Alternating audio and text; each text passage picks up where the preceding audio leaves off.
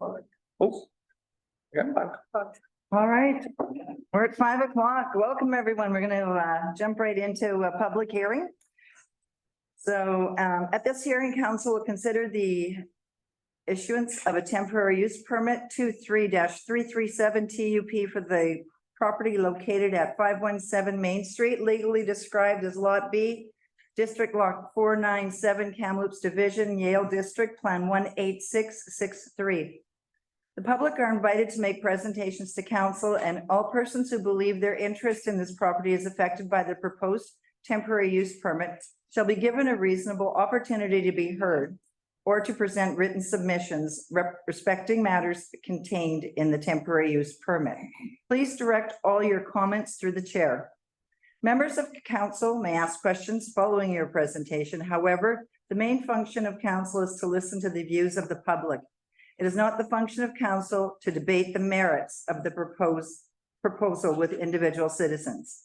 Please observe these rules, and if you have any concerns with the way the hearing is conducted, direct your comments to the chair. Everyone will be given a reasonable opportunity to be heard at this hearing. No one will be or should feel discouraged or prevented from making their views known. If you would like to make a presentation, raise your hand. If you are attending by Zoom, please click the hand icon and you will be put in queue to speak. This hearing is the final opportunity to comment on the proposed temporary use permit, as members of council are not permitted to receive further submissions after the close of the hearing. Again, please direct all of your comments to the chair by raising your hand to speak. The temporary use permit will be introduced by staff, presenting a brief synopsis of the proposal. Following the introduction, I will open the floor to presentations by public, beginning with the applicant. Nicole, you can take it away. Yeah. Getting some feedback.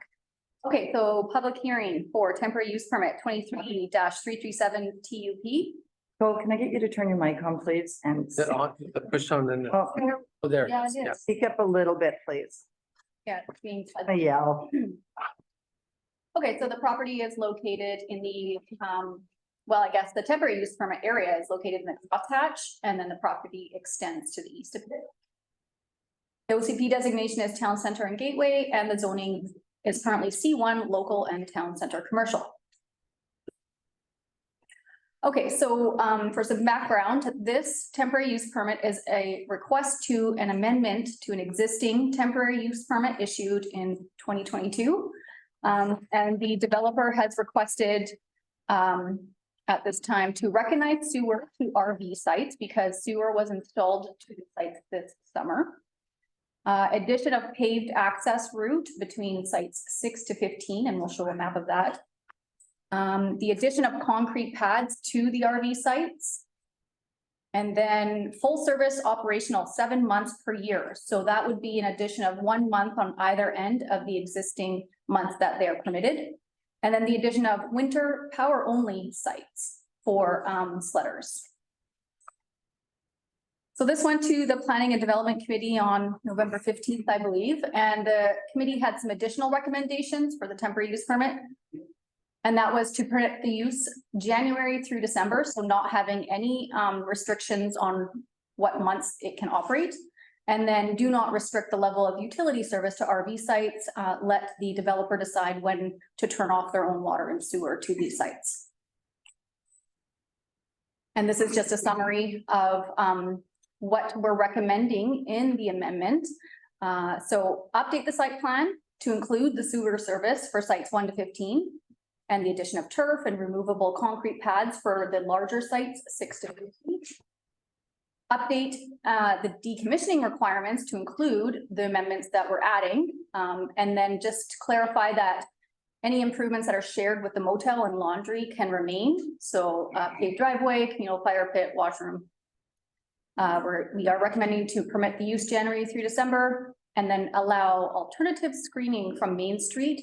Some solid fencing over the summer. 2 trees were lost, one to a storm and then another through an assessment. And then remove the landscape security. It sounds like we never did take the security and now the landscaping is complete. So that's no longer required.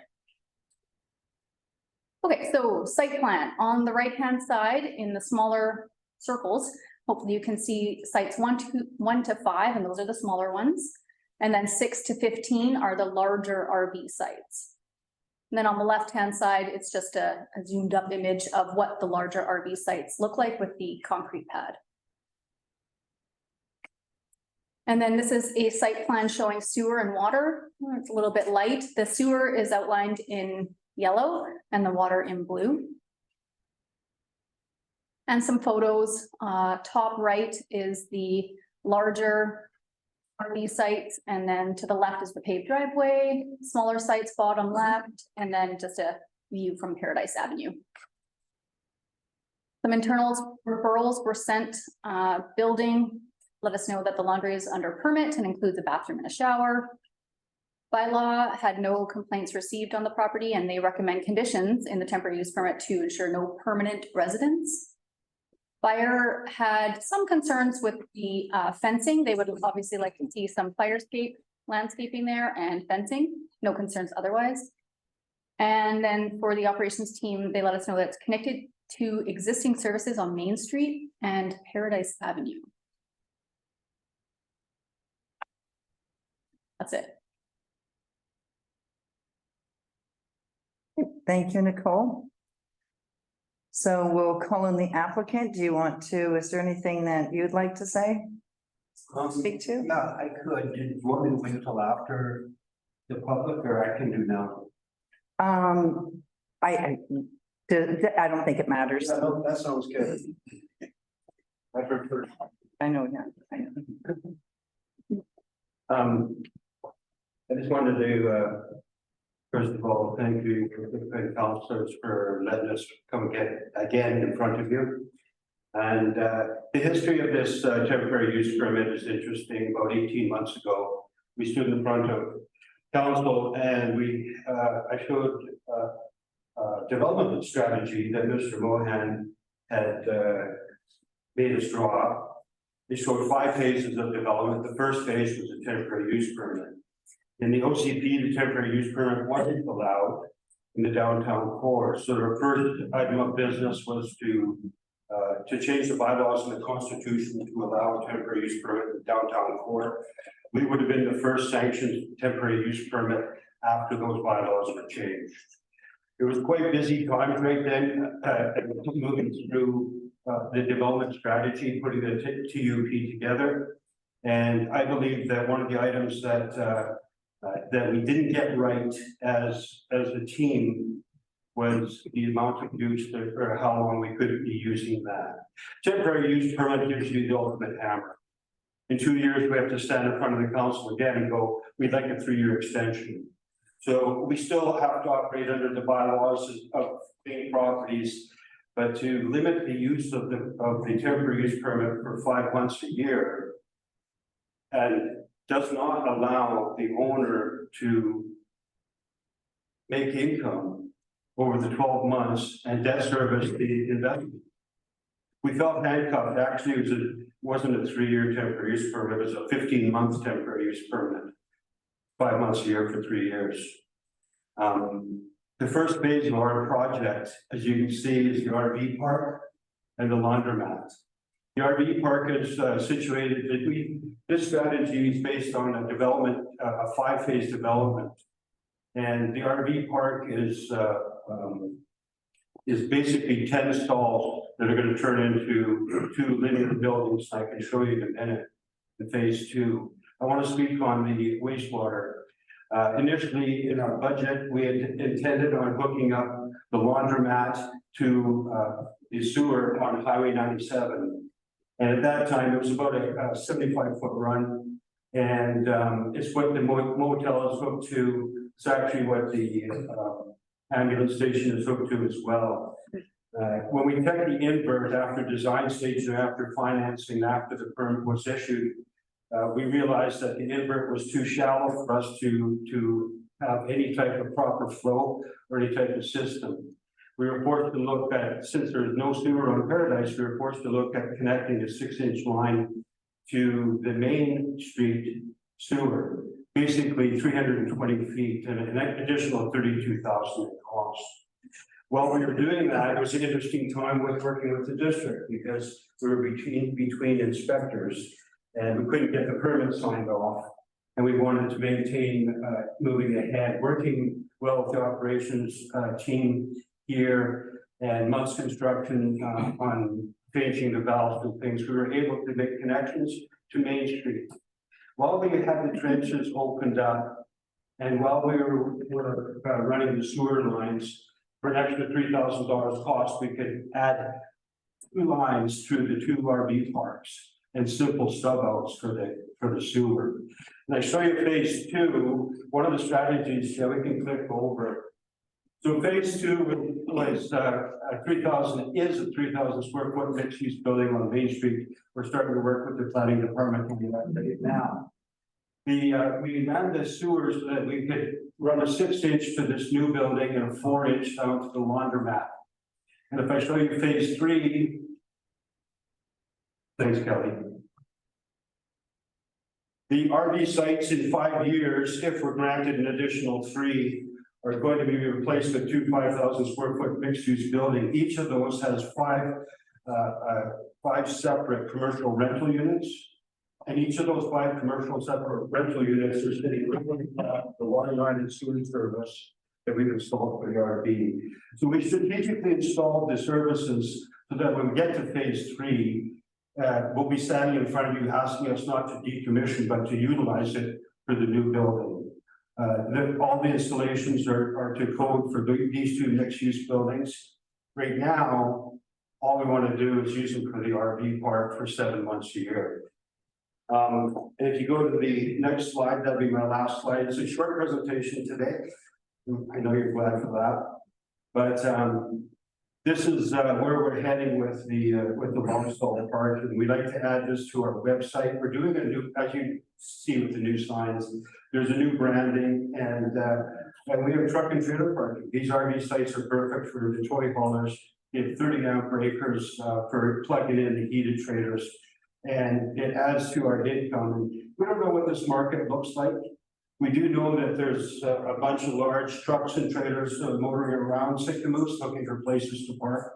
But if we could get a motel guest and give him a place to park his toy hauler and his truck that he could plug in and drive off, we feel that there's a market opportunity there. So from the global picture, we like the way that the infrastructure has worked out. We were forced to go to Main Street, but it gave us opportunity to expand and to take care of, get ready for our 2nd and 3rd phase. And I don't need to talk too much about the concrete. It was a better way for us to go. And we're going to cut it up into sidewalk blocks and repurpose it when we decommission as well. Like I said at the beginning, the temporary use permit, when we all put it together, we just made a couple of errors, and I think the time restriction was one. The objective was to not have long stay housing there. It was supposed to be short term, and it is short term. Before Mr. Mohan did the project, we were all pretty trusting in the landscaping would be done nice, and he would do a good job. And there's been accolades about how great the place is looking right now. And with work that Mr. Yarmel has done on the corner, that's now an attractive gateway to our town. So, yeah, if there's any questions or anything you'd like further from me, I think that's about it. Thank you, Rob. Okay, so do we have any questions or any presentations from the gallery, online or present? Go ahead. Yeah, go ahead, Shane. Yeah. You just state your name. State your name, please.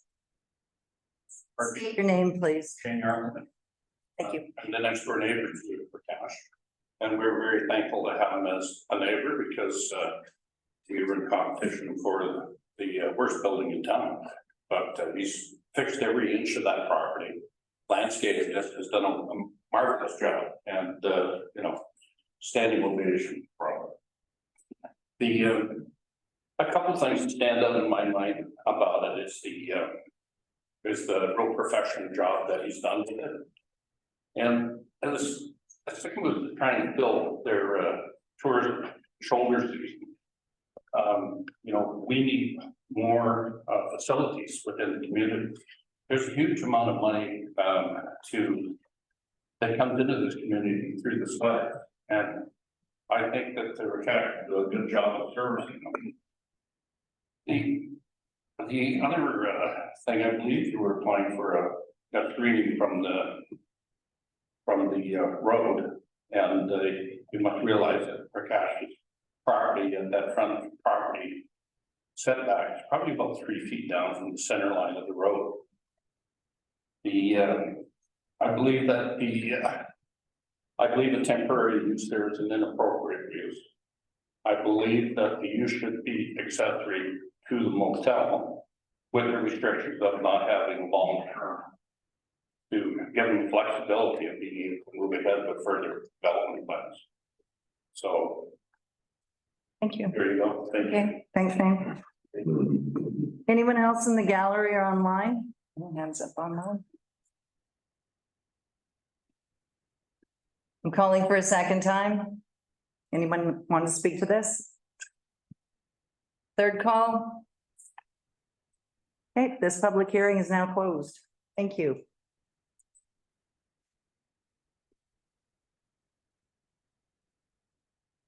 Okay, we have a delegation of Shuswap Healing Center, BC Strata, number 3136, The Lost. Steve Sillinger, you have 15 minutes, sir. Evening, Mayor. District employees. My name is Steve Sullinger. I'm a member of the Strata, AES 3136, commonly known as the Cross. It's a wonderful town. Firstly, I'd like to say I'm impartial to this. I'm speaking as for 22 taxpayers and owners of the Strata. My personal opinion is not attached in any way, shape, or form. And before I get going, I'd like to say, good fight for the last 2 years. Let's water under the bridge. Looks like the healing center is going to head. That's why I'm here tonight. So we have some questions.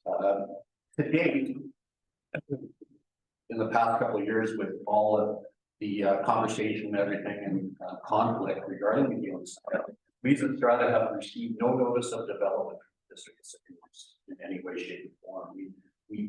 We know because we have gone online and we can talk to people and so on and so forth. But generally, the district has turned out if something's going to happen on an adjoining property, which we share a common property line with you, with the 200 Main Street property on our north side. We've received nothing as to what the plans are for items like traffic study. Has there been an increase in traffic study done by the district in any way, shape, or form? Putting a facility like this at 200 Main Street, our Strata has concerns now that our parking lot, which is fairly substantial, will be used as a roadway. It is now. I watched district trucks go through. I see floats being staged there and mantled and dismantled on our private property. It's happened a week and a half ago. That's not an issue. An issue is moving forward. We have brought together a large building. The district is growing, the town is growing. We all know that. We feel that we are going to run into a problem with traffic issues. So again, I hope the district has considered the influx of that. Along with other things, security, fencing. Are there any plans or budgeted monies for fencing on our common property line? For both security purposes and aesthetics of the building. I see the comment of the simplicity of the drawings right now at this point. They're not finished drawings, or I haven't been privy to them, but I see a north side of the building. I'm saying I apologize for that. We see a building that is very plain in design. It's essentially a wall with curved, maybe look to it on the north side. That's what 22 taxpayers will have to look at moving forward. Has there been any consideration to the aesthetics and the impact that it will have on real estate values of ownership at our condominium? Those are questions. Basically, that's all our concerns are. We want to be a good neighbor. We don't want to have issue with a district, or I don't know, should I word it as a district-owned project? The healing center, would it be district-owned or would it be taxpayer-owned? I don't really know. I guess it's all one and the same, right? So we don't want to have issue with that. We want to be good neighbors, but I think it's time that perhaps myself and maybe a couple other members of our strata have a meeting with maybe Ms. Bennett or someone to discuss these things further moving forward. And hopefully there would be, I know there's a lot of money coming out of reserves going into this building for other projects in the town. And we are hoping that maybe the district and the council will see fit to put some fencing, possibly gates, some aesthetics for the north side of the building, so as our real estate values do drop. We don't want it to drop. We look after our strength. I know a lot of people in town, when it was developed, but I don't even know when, 16, 17 years ago, like Mr. Bauer, there was a lot of hoopla, you know, what do we have storage units down there? That's what this town is about. It's about holiday people, tourism, storage. If you have storage, you win and sick of it. It's, you know, we just painted our whole building this year. We try to keep it looking good. We keep the parking lot. There's no trailers parked there, nothing like that. I would like to add that, you know, there's trailers that get parked on the east side, district parking stalls on the east side of 200 Main Street, which adjoins shares property line with our roadway, and there's constantly vehicles stored there, even presently. Trailers with trucks parked on them, and they're there long term, and that affects us. The traffic is a big thing. We've had a few near misses over the years. I've been there for 10 years. I own 2 pieces of property there, and we've had children there, which, you know, grandkids come, whatever, and people go ripping through the parking lot like it's a roadway. And there's been a couple of instances of close, you know, with kids. So again, I think you probably can tell you, I think you have my contact or whatever. If not, I can give you a call. Would it be pertinent to speak to Ms. Bennett on this? Absolutely. Is that where we would start? Yeah, I can reach out to you and you can set up a meeting, most definitely. That's basically, open council will consider that. And thank you very much for your time. And again, good hard fight, you won. Thank you, Steve. Okay, so we're gonna move on right now to bylaws and policy, a zoning amendment bylaw 1054/2023, 102 Martin Street and 902 Riverside Avenue. I'm going to turn this over to Nicole, and I am going to recuse myself. This is a Twin Anchors Initiative project. And although I don't work for Twin Anchors, I work for Old Town Bay Marine, I think the optics would be a little off here. So Gord, can you take over this chair for me, please?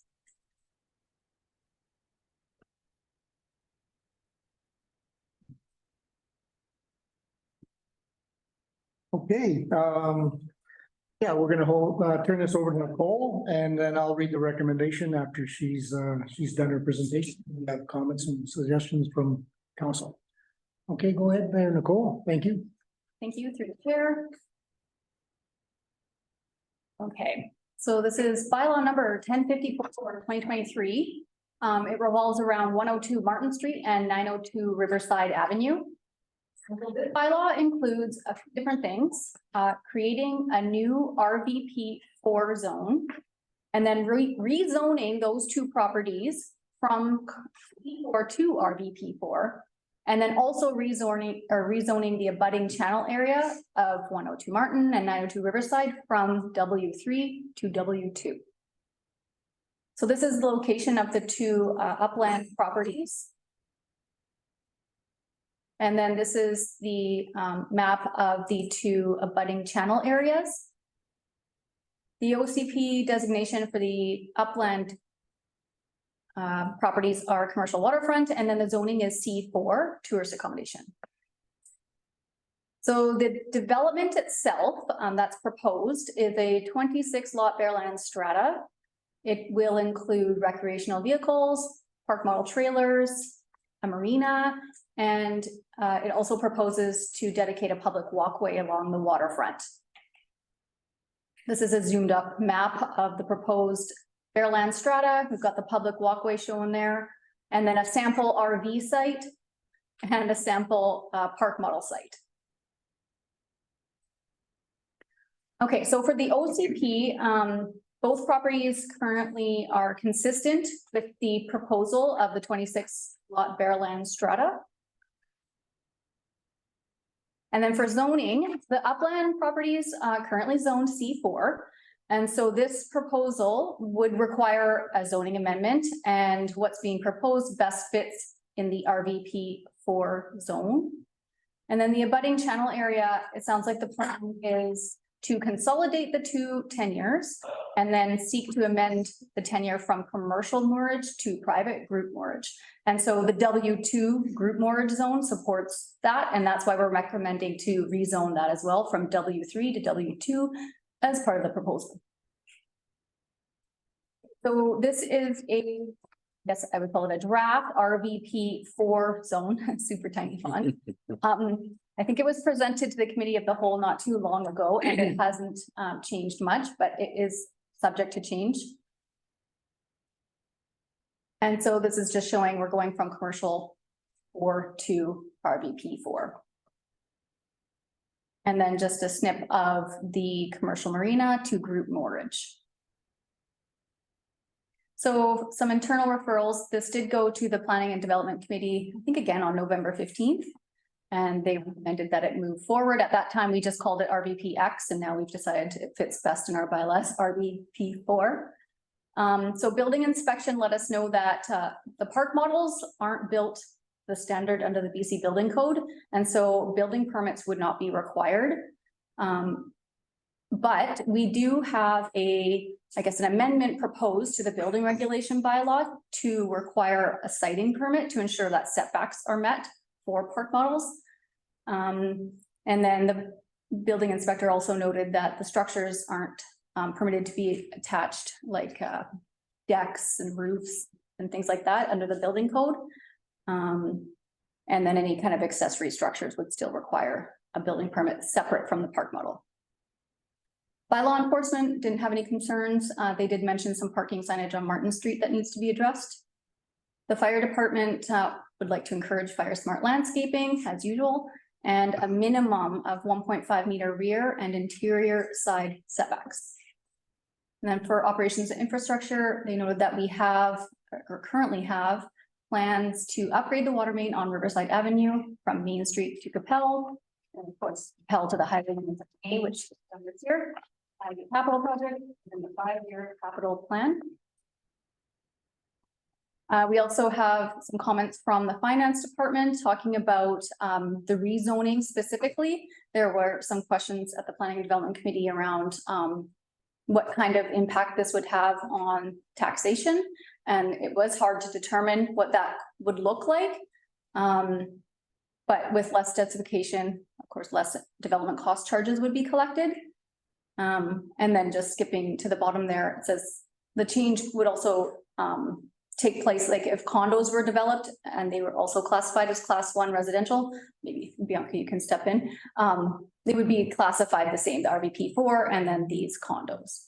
Yeah. Got that correct? Yeah. So and just overall, like looking at the financial impact, I reached out to BCSS and they really make no comment on what the assessed value would look like as it's. We looked at common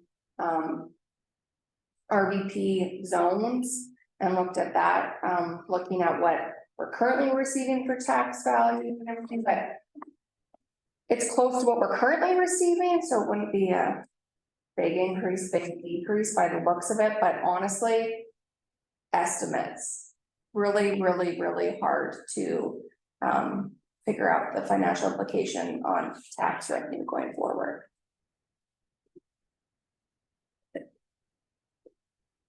Okay. Then Nicole? All right, thank you very much for that. All right, we're gonna move for a recommendation that the District of Sycamore zoning amendment bylaw number 1054 2023 be given first reading this 13th day of December, 2023. And I have a mover. Siobhan, seconder, Ian. Okay, discussion. Ian, go ahead. Yeah, we still have to pass the new RVP 4 zone, correct? It would be passed as part of this. Part of this. Oh, okay, all right. Yeah, I was just I guess one other follow-up. Yeah, I was just wondering about the sequence. So we're gonna do first reading, we'll come back, we'll finalize. We'll probably do a little bit more work on the RP. Yeah, 4, and then second reading, public hearing. Okay, all right, thanks. Okay, anybody else? Oh, good, you're good there, Malcolm? Right? Well, I don't agree with this, but thank you for asking, Chair. But it's first reading, so I think it doesn't hurt to let this go to public consultation, so. Yeah, I don't want to stop it from going to a public hearing, public consultation. Okay, thank you. I didn't see if your hand was up there. All right, okay, we have a firster and a seconder. All those in favor? Carried. Malcolm, were you opposed or carried? I couldn't see your hand. I supported this, but I do have concerns about not using it. It's not the best use for land. We don't have the densification. We're going from potential 94 units of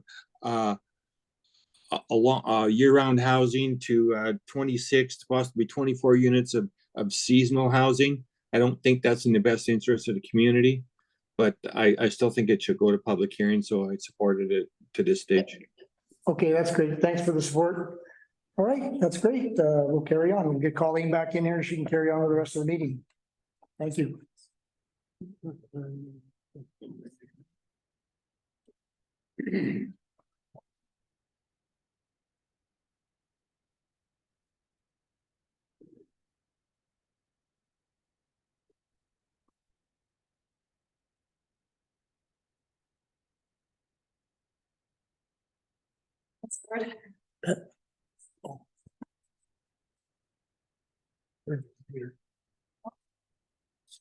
You can keep it.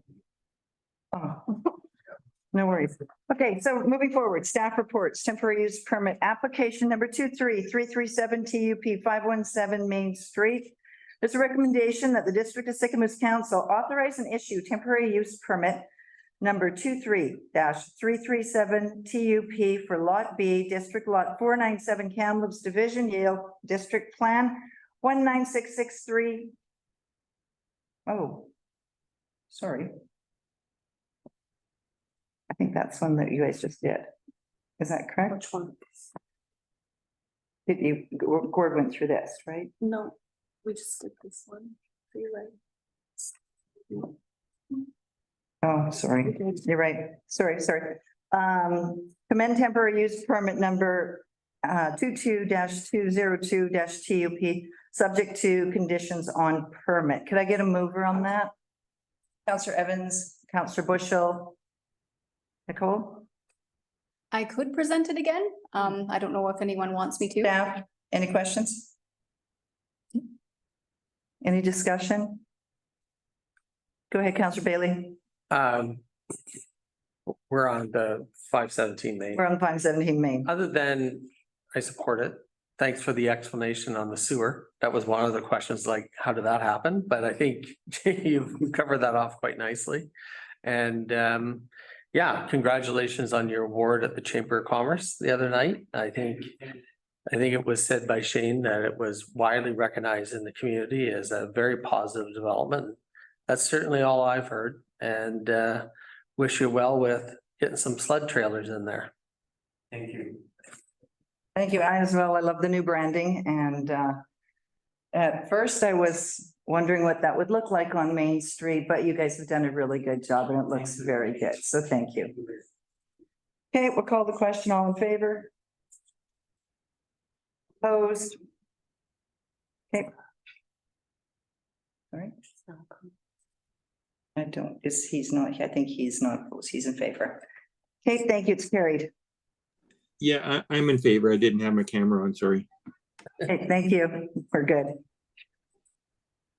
Okay, so moving along, development permit number 23236 DP and development variance permit number 23236 DVP 100 Archibald Street. There's a recommendation that the District of Sycamoose Council authorize and issue a development permit number 23236 DP for the property legally described as Foreshore license number 339507 adjacent to the upland property legally described as Strata Plan KS S917 100 Archibald Street for the replacement of a private moored structure and development variance permit number 23-236 DVP to vary section 4726 of the District of Sycamoose zoning bylaw number 1000/2022 in support of a lease renewal. Could I get a mover? Councillor Evans, Councillor Bushel. Nicole? Okay, thank you. Through the chair. Okay, so this is where the property is located. It's 100 Archibald. The OCP designation is commercial waterfront and it's zoned MUR1. So today the request is to reduce the minimum setback from a highway or park for a marina from 6 meters to 5 meters. So that's I guess the dock portion. And then to reduce the minimum setback from a highway or park for a log boom. And so that's just to the right there, the skinnier line, from 6 meters to 0 meters. So this was in front of the Planning and Development Committee, and they had recommended being in support of the lease renewal and the variances. The building inspector noted there's no permitting required on their end. Bylaw had no concerns. I'll just skip to the fire chief. They also had no concerns. And the engineering technologist from the operations department had noted that the existing boom traps debris during freshet, building up into public access, and they anticipate that that will continue with this variance. If you go to the next map, that's just a photo of the property from our aerial mapping. That's it. Okay, council, any questions, concerns? Okay, I'll call the question. All in favor? Opposed? Okay, it's carried. Thank you. Recommendation that the District of Sycamoose Council authorize and issue development variance permit number 23344 DVP to vary the maximum floor area of an accessory building from 100 square meters to 135 square meters and to vary the maximum floor area of a bathroom within the accessory building from 3 square meters to 6 square meters for the property legally described as Lot A, District Lot 452, Kamloops Division, Yale District Plan KAP 47343, 850 Shuswap Avenue, this 13th day of December 2023. Can I get a mover? Councillor Bushel, Councillor Rich, Nicole. Okay, thank you through the chair. So this property is located at 850 Shuswap Avenue, shown in the crosshatch. The OCP designation is medium density residential and it's zoned R1. So the proposal today is an addition to a garage, a toilet and a sink. It's in the rear yard, so behind the existing garage. It meets the setbacks and parcel coverage and height, and it's for storage of personal property and a shop. So the variances include increasing the maximum accessory building floor area from 100 square meters to 135 square meters, and then increasing the maximum floor area of a bathroom within an accessory building from 3 square meters to 6 square meters. This went to the Planning and Development Committee and they had recommended being in favor of the variance. The building official had noted that the building permit application has been submitted, and I suspect that's why this variance came our way. A plumbing permit is required for the washroom in the garage, and the building will need to meet the flood construction level. By law, fire chief, engineering technologist had no concerns. This is just a photo of the property, and the garage is on, I guess, in the left-hand photo on the right-hand side with the 2 doors. And so the, I guess, addition is behind that, so you can't see it from the street. That's it. Okay, thank you, Nicole. Council, any questions, concerns? Okay, we'll call the question. All in favor? Okay, carried. Recommendation that the District of Sycamoose Council authorize and issue development variance permit number 23467 VP for the property legally described as Lot B, Section 30, Township 21, Range 7, west of the 6th Meridian, Kamloops Division, Yale District. Plan EPP 7668 222 Stone Ridge Drive to vary Sycamoose zoning bylaw number 1000/2022, Section 4.2.2.6. The minimum setbacks for principal buildings and structures, front setback from 6 meters to 2.3 for a single family dwelling. Can I get a mover on that? Thank you, Councillor Evans and Councillor Bailey. And Nicole? Okay, thank you for the chair. So this is 222 Stone Ridge Drive. It's currently a vacant lot.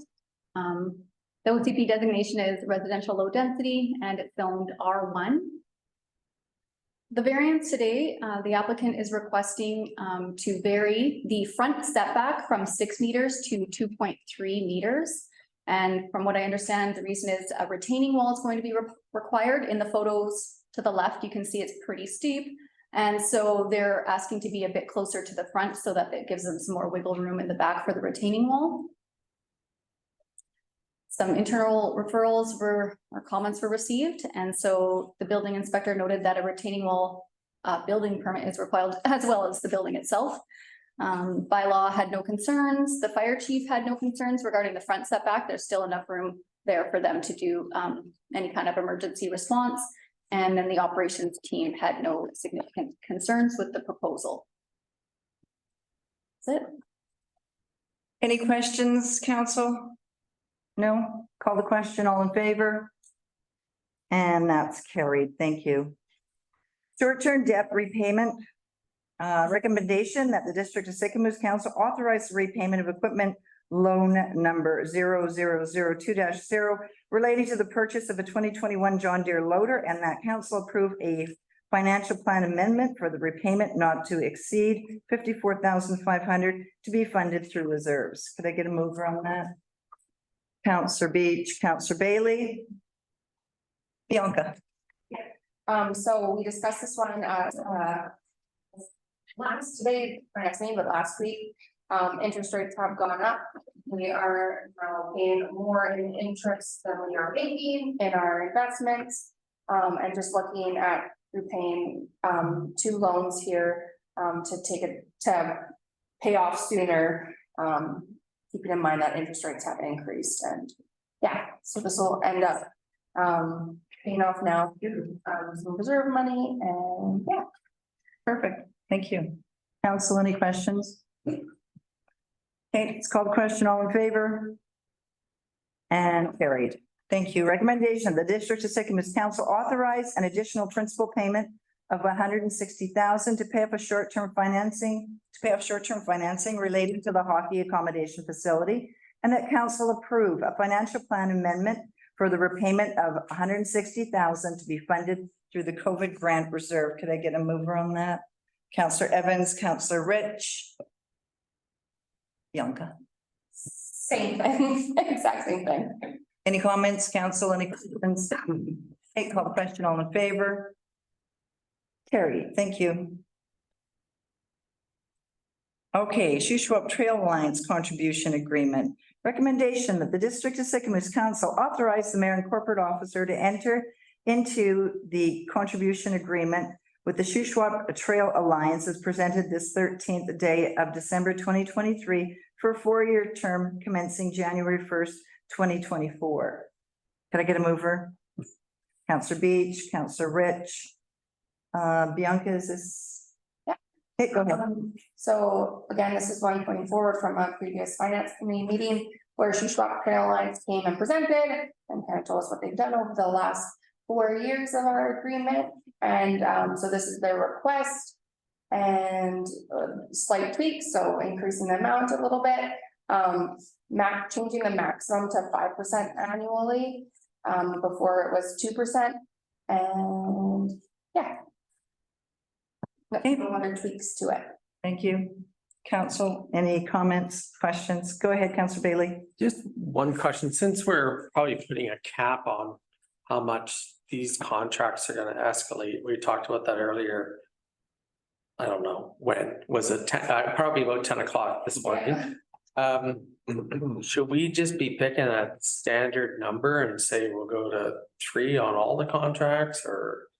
I mean, I know that just the chamber's asking for 2.5, but they're asking for 5. What's your kind of view on that? That's a council decision. This was proposed by the Shuswap Trail Alliance.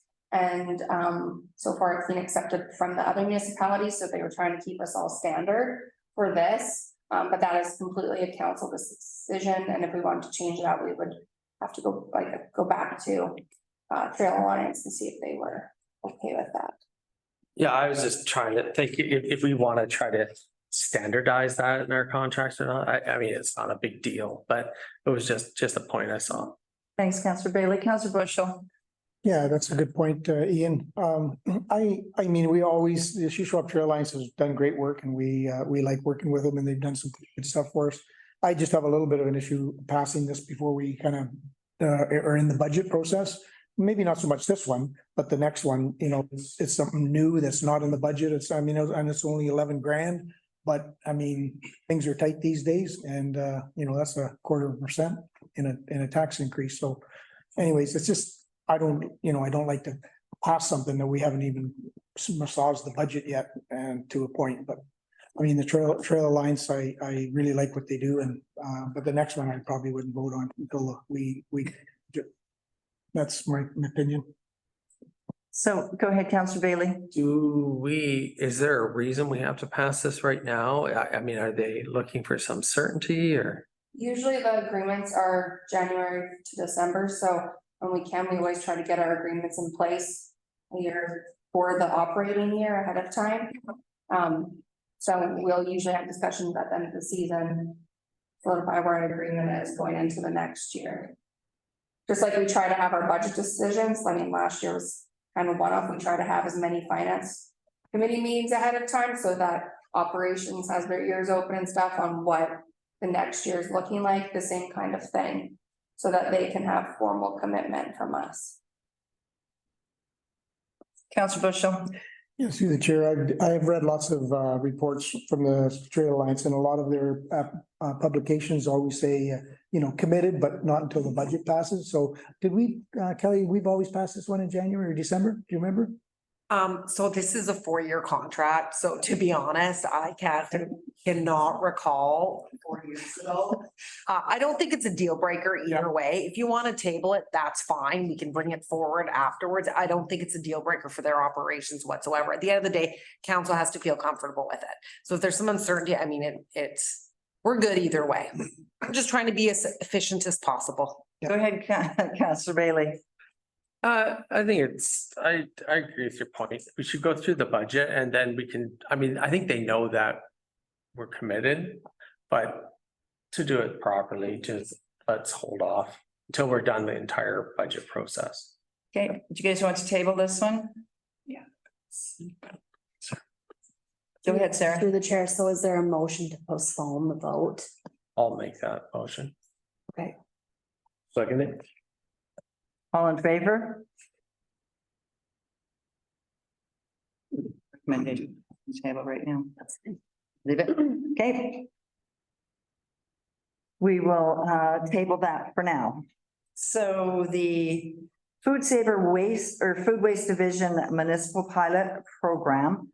There's a recommendation that the District of Second Moose Council authorize the mayor and corporate officer to enter into a partnership agreement with Food Cycle Science Corporation for a Food Waste Division Municipal Pilot Program. Could I get a? Sorry, through the chair. If council's not gonna consider this one, just suggest that we have That was a Gord, though, mover and. not the whole council. Okay. It's just Gord's Okay. saying that he wanted to do it. We haven't heard from the rest of. Okay. council. Okay, where was I? Could I get a mover? Thank you, Councillor Bay, seconded, Councillor Bush. So, okay, Bianca, do you want to?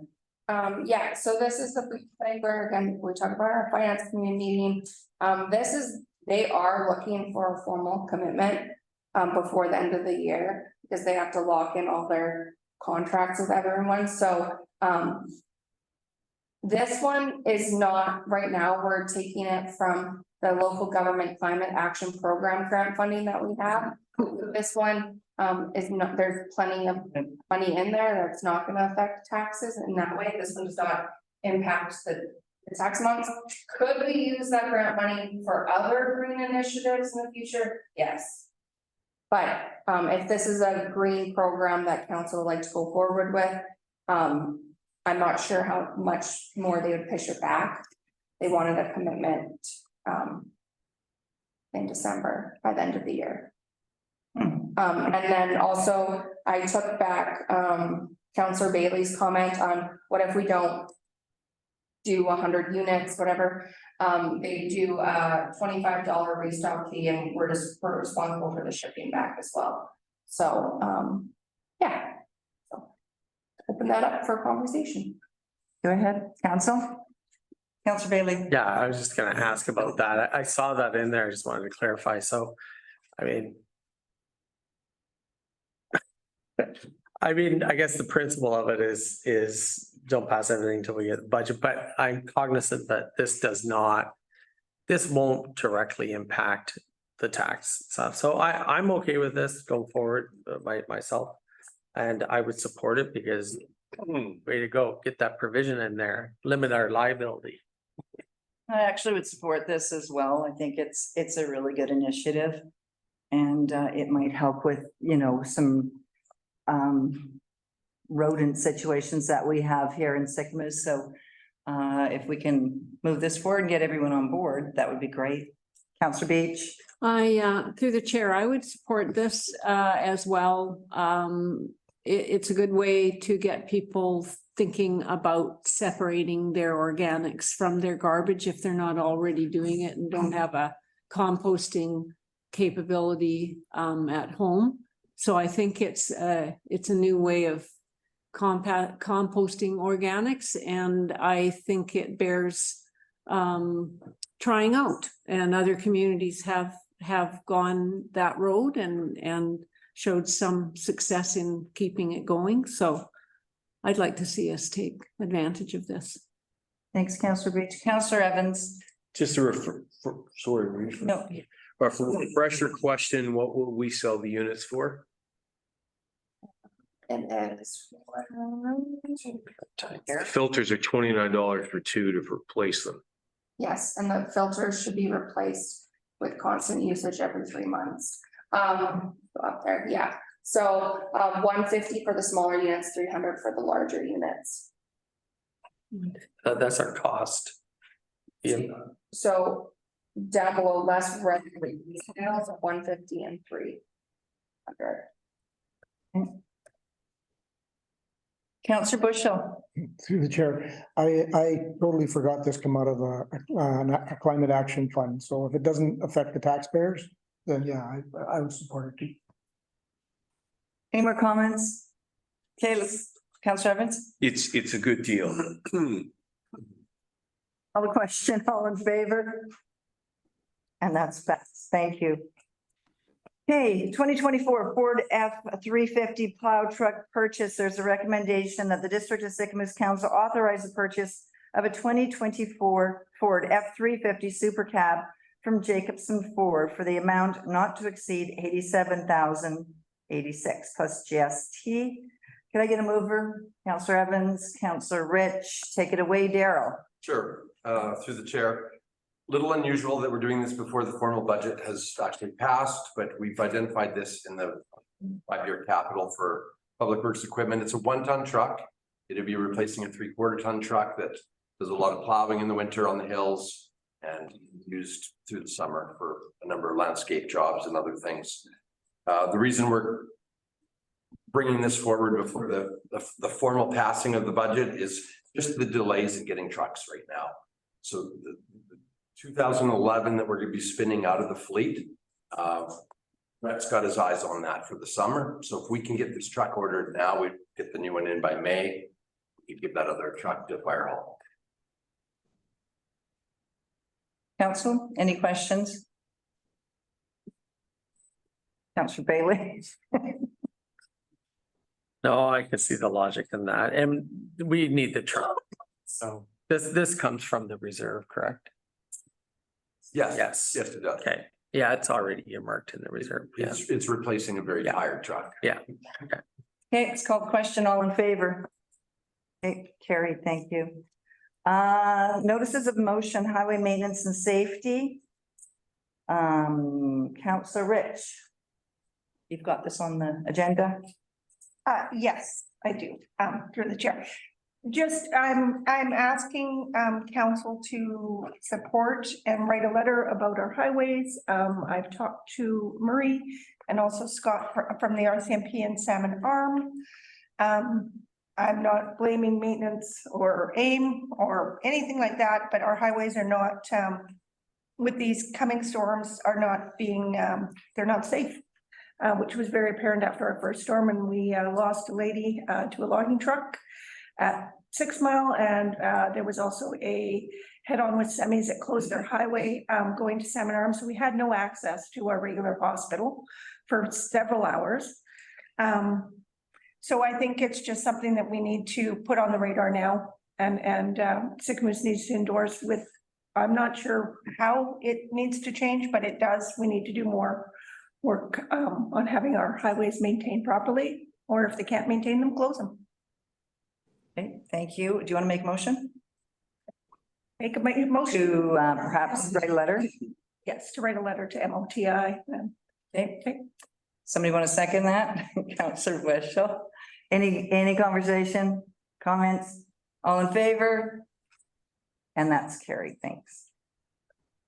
Okay, Okanagan Regional Library, Sycamoose Branch Lease Extension 2023 to 2025. Recommendation of the District of Sycamoose Council authorize the mayor and corporate officer to extend the lease with the Okanagan Regional Library for use of a portion of Muni Hall, Unit 2, 446 Main Street for an additional 3 years commencing January 1st, 2024 at an annual rental rate of $14 per square foot for 2,577 square feet. Could I get a mover?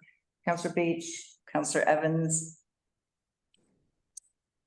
Does anyone want to speak to this? Go ahead, Counselor Bailey. Well, I just had a question, was it, and I understand it's a public service, but is there any, first of all, was it changed, the lease rate, and is there any contemplation for just cost of inflation increase over the term of the 4 years? Yeah, I can answer that. So, per the library's policy is, when they renew all their leases, which they do in chunk altogether, they go out and they do an appraisal for all of their buildings that they lease. Our square foot amount has not changed. It stayed the same. There's actually there's one that actually dropped. Ours has stayed the same, but we also collect money for operating costs. So that's separate from this. So our total building costs, they pay a triple that. Okay. So their lease amount stayed the same, but they still pay that triple net amount, and that really catches the costs of operating this building and increases. It works out to about 50,000 a year is what we have in the library. Okay, any other comments? Call the question, all in favor? And that's carried, thank you. Economic Opportunity Fund application, Finlayson Park Pump Track. There's a recommendation, the District of Sycamoose make application to the Economic Opportunity Fund through the Columbia Shuswap Regional District for the construction of a pump track at Finlayson in the amount of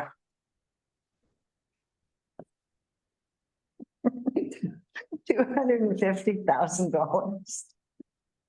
Could I get a mover? Counselor Beach, Counselor Evans. I can speak to this one. Thank you. So we talked about this one in our capital plan. So we're looking to seek grant funding from the Economic Opportunity Fund. We have to do a resolution in order to go with that grant. It's a pretty simple grant application. So this is just to get council's blessing for staff to submit that. Okay, and I did have a conversation, Rona supports this, Area E supports this, so it's our EOF fund that we'll draw from. Councilor Bushel? No, you answered my question. Okay, thank you. Thank you. And I just wanted to point out that there is about 450,000 in that fund, so this will bring it down to 200, but we get about 250 a year as well, so. Perfect, thank you. Malcolm? Councillor McCabe? Yeah, no, you answered the question. We need a letter of support from electoral area E, but you said we have that, so that answered my question also. Okay, thank you. Anyone else? Okay, let's call the question. All in favor? And it's carried. Now we're going into correspondence, school bus safety, Trans-Canada Highway. We received a letter, or Councillor Beach, do you speak to me? Yes, thank you, through the chair. I think that, Melanie was, looking for support from council as, she has had concerns. She has, school children that ride the bus, school bus, and has had some concerns watching the corridor traffic there because she lives very close to one end of it, towards Revelstoke. And, she just reached out, I think, for support from us. We're not the only ones that she has reached out to. So I did check into, I actually talked to a very experienced bus driver who's now retired, but has driven for 20 to 30 years. About how bus deliveries, how they stop and let kids off and what the safety issues are.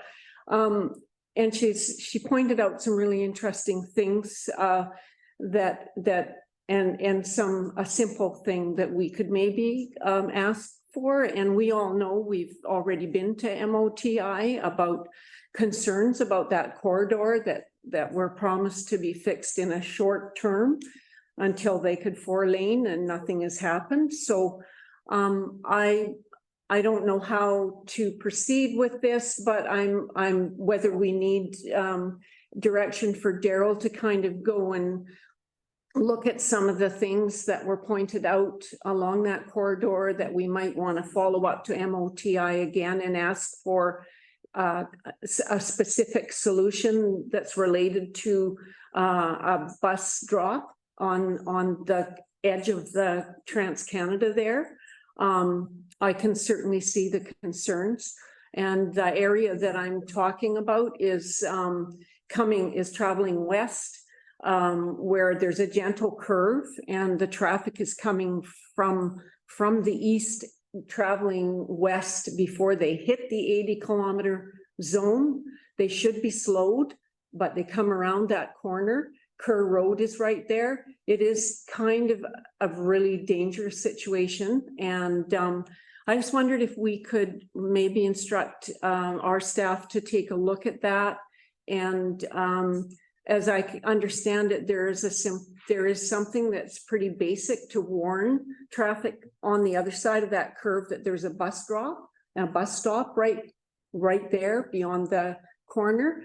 There's no warning about that right now, and maybe we should go after simple things like that would help with the safety of our children. Yeah, thank you, Pam. Yeah, this has been brought up before, and we tried to get that traffic slowed down there, but go ahead, Councillor. Can I just jump in? Melanie approached me too on this, and I got all their old letters, went through them, talked to Peter, who's our MOT guy. He said we'll never get a slowdown on the speed on that. I went to transportation, Andrea, who's our head of transportation, our school bus drivers. That stop is actually in school district 83, 3.4 kilometers is, you have to walk that far before you're allowed to have a bus ride. And that's a courtesy stop. So which is really far, and especially along that highway where there's no path, like we talk about no path to importance. Those kids, because it'll be dark if they get out of high school at 3:30. It'll be dark by the time they get to turn up Kerr Road and that way. They were very, because I was like, can you pull off the highway in? Because they actually turn the little kids in and let the little kids off on Kerr Road. With the high school kids, for whatever reason, they will not budge on that. And then she kind of said, well, it is a courtesy stop, so be very aware of that. before you proceed. So I then talked to, I want to say Ryan, he does the signs, the signages. And said, hey, what about, there's a bus stopping here, please be aware, bus stops, and he has agreed to put it to engineering. Their meeting is on December 21st, which he doesn't think anyone's gonna go to. So the next meeting will be in January. Engineering has to approve it, but he's pretty sure that we'll have a sign within 2 minutes, warning that there's buses on either side. Oh, okay. Yeah, so, I think, but I mean, I'm all for asking to slow it down, but honestly, MOTI told me straight up, we're not. yeah. You'll never get that slowed down. Councillor Evans. I just would support anything we can do, and at least the sign is something. There's some things that MOT is just, they're not gonna budge on. We gotta do what we can do. I totally back Melanie's sentiment. I wish that there was something more we could do about the speed. So Kelly, can we just ask staff to follow up on those signs and maybe give them a little nudge, a gentle nudge? You want to do a resolution? Give us more direction or? Sorry, no, just Councillor McCabe? Yeah, I just wanted to comment on Councillor Rich's excellent research on that. Well done, Siobhan. Okay, thank you. Councillor Beach. Yeah, I don't think that we're gonna get the speed limit changed. But I think the suggestion from this experienced bus driver was that it would really help to have signage prior to hitting the 80K zone. And it is 80Ks, and they're not traveling 80Ks when they hit that zone. They're still traveling 100Ks. So just making them aware that buses are stopping both.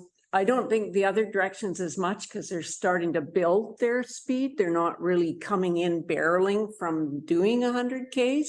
It's the west side of that gentle curve coming off of that's the problem. And they need to know buses are stopping there. Councillor Bushel. Yeah, through the chair, like I say, we did, I think 2 terms, there might be letters on files already for us requesting the speed limit. Yeah, I did that. Yeah. And it hasn't worked, but you know what, it does kind of work for me, is I do slow down, is when you see those flashing signs. Well, And that's what she suggested was a flashing sign. you can get, I mean, if we have to install them ourselves, like, I mean, Can we do that on a highway? Right. if we work with highways, it just makes people slow down. It makes them think. You know, I don't know if it does for truckers, but it sure does for me. Anyways, that's just my thought. Okay, so I guess, why don't we just leave this with Councillor Rich for now, and you can do a follow-up and an update for us. Would you mind? Yeah, we're in. You're good? Okay, thank you. I think we're gonna have some signs sooner than later. Okay. It made me think of the signs that they put up where it registers your speed too. Is that what you're talking about, Gord? Yeah, that would work. A bit more complicated to get a hold of, though. Is it? Okay. Okay, all right, so we'll leave that with Councillor Rich. Thank you. Okay, Sigmuson District Senior Center Community Christmas Dinner Donation Request. Recommendation that the District of Sigmuson Council approve a donation to the, what did we give them last year? through the chair confirmed with Bianca, it was $700, the year prior, 500. Okay, we'll determine that to the Sigmuson District Senior Center Society for the Community Christmas Dinner to be held on December the 20th, 2023. Thank you, mover. Thank you, Councillor Evans and Councillor Bushel. I'm just going to open it up to the amount. Council. Councillor Evans. I would, if we can, the price of groceries gone up so much, I think we should at least do $800 to give them some room to work with, but that's just if the money's there in the fund. Bianca, where does that come from? Yeah. That's from, cannot remember that other. that, like another council initiative fund, we have room to do 800, yeah. Okay, Councillor Bushel, did you want to add anything? No, Anyone else? Malcolm? 800? We have 3,000 in their seniors fund, I think we allocated. It could come out of there. Old age or seniors. There's the line item for that, Kelly. And we have an age-friendly line, we got a few line items. Well, let's agree with 800 Yeah. and let's call the question. All in favor? Okay, that's carried. Thanks. Okay, moving right along. Recommendation that the District of Sycamoose Council support council member to the Okanagan Regional Library Board as the library trustee for the District of Sycamoose in 2024, and that council member name to be determined be appointed as an alternate trustee. Okay, mover, Councillor Bailey, Councillor Bushel. So we're looking for someone to volunteer for the library board or to be nominated. Councillor Bushel. Councillor Bailey. I'll nominate Bob. I'll second that. Thanks. All in favor? That's carried. And now we need an alternate. Go ahead. I asked Siobhan if she would consider being an alternate. Yes. Okay, I'll nominate Siobhan. perfect. I'll second. All in favor? Oop, that was easy button. Good. Okay. What do you need? We do have some correspondence for information. Does anyone want to address any of the correspondence?